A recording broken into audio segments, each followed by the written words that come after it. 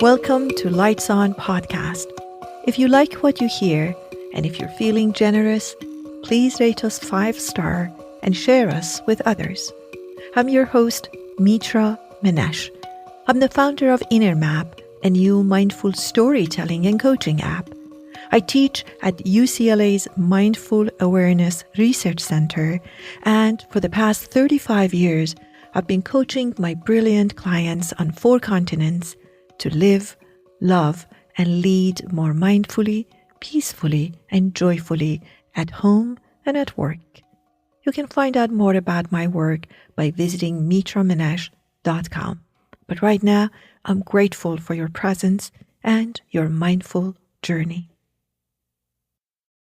A few days ago, my 88-year-old mother fell in the middle of the night and injured her head.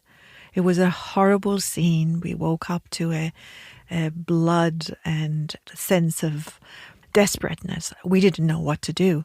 So I ended up, as her caregiver, I ended up taking her to her doctor, and her doctor immediately sent us to the emergency unit at the UCLA hospital in Santa Monica in California. So it was a harsh day. It was a difficult day. I was worried that my mom may have internal bleeding and injury, and something really bad may have happened because there was blood, but I didn't know what else was happening. So as soon as we walked in through the halls of the emergency unit, I felt a sense of, honestly, Twilight Zone. People were wearing masks, everybody was reserved, and then there were just like social distancing was there. Everybody's very careful not to touch anything or anyone. But in that sense of really abnormal, I hadn't been to the hospital or any hospital for a long, long time. That sense of abnormal sort of feeling was just very interesting. We were walking through the halls and I was looking at people, and then I found a bit of normal in the midst of that abnormal. I saw a kid bleeding with her knee. I saw an old person, talking.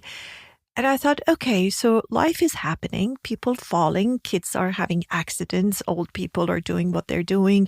Whatever happens that takes us to a hospital, that, believe it or not, as not positive as it is, brought a sense of normalcy to the experience and to the scene that I was walking through.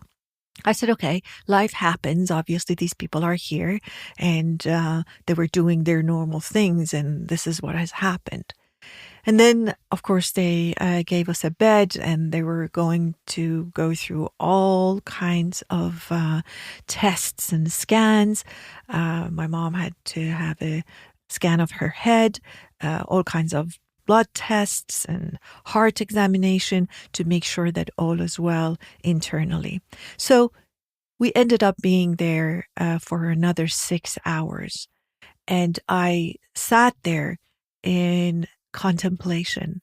I was halfway sending loving kindness to all these people, to all the staff, hoping that my mom will be okay, and half watching and observing what was going on.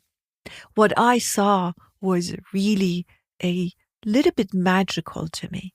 I watched the healthcare workers, from nurses to doctors to admin people, doing what they were doing and working with these very challenging situations that they were facing. I'm sure, emergency ward is challenging to begin with. You don't need a COVID-19 and an extreme event like what we're going through to make it even more challenging. But here we were. And they were doing what they had to do. They were attending to the patients. They were actually quite meticulous, and I was admiring that, how they have a system of attending to everybody. But they were also, I don't know what to call it, they were bringing a sense of normal, old-fashioned way of being light about things, at least amongst each other. They had a bit of joking. They had a bit of, like, here it is, it's the photo of my, my dog or something. And they were saying normal things to each other in the midst of attending to abnormal things. And I really was curious about that. I wasn't sure if they had really consciously and collectively sat there and decided, let's be light so that we can go through these heavy times. I don't know. I never got a chance to ask them. But whatever it was, either naturally or intentionally, they had found a very interesting coping, surviving, and even thriving mechanism that seemed to me to be extremely valuable. They would go and attend to something very difficult, and they would come back and they would be light, and they would even, say a joke or say something light to the patient. And I thought, that is beautiful what they have done. And maybe we can do the same. So, long story short, after 6 hours, we ended up coming home. It was okay. My mom had no internal bleeding. Of course, she had a lot of pain and she had stitches and all of that. But there were no long-term consequences that they could tell me. So when I came home, I brought that gift that I had received at the emergency ward with me. I thought, okay, I have to deal with this. I had to inform a lot of relatives, most of them not here. I had to share it with our family members here. I had to attend to my mom for, probably a few more weeks. But I brought the lightness and normal things in the midst of this abnormal situation and tried it for size and thought, this really works. This is really good. So I would tell a joke. I would bring a memory. I would think about something like really light and normal and everyday, and then would go and clean her head and, apply things and wake her up and give her medication. And it felt really doable when I did that. So I wanted to share this with you and see if you can bring a sense of normalcy to this abnormal time, to make this times really, because it's going on forever, to these abnormal times, and see if you can bring a sense of lightness to it.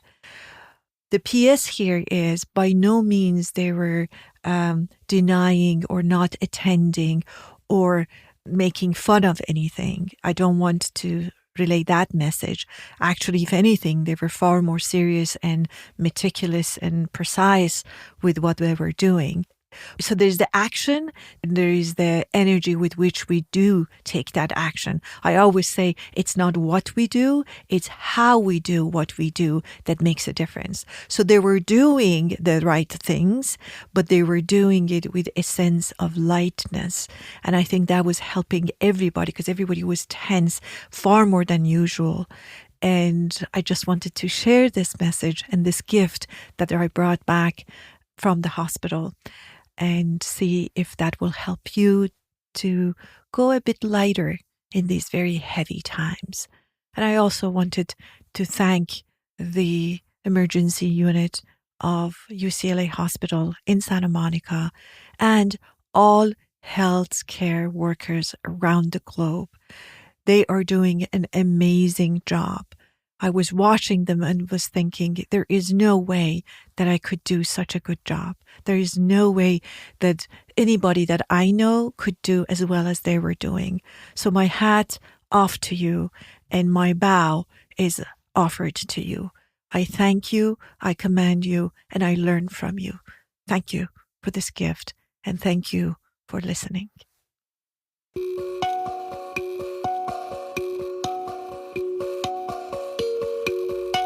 Hope this episode answered the question or two for you, or provoked and inspired questions in you. I'm so grateful you showed up and listened up. Until the next time, be well and stay curious.